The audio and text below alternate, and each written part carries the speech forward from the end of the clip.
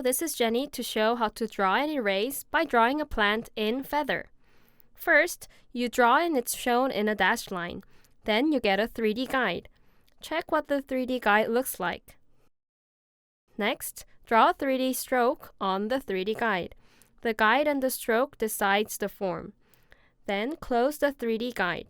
Draw the next guide and draw the leaf by drawing strokes. You can also draw from different angles. Let's repeat. Double tap and draw the guide from the side view and the stroke from the top view.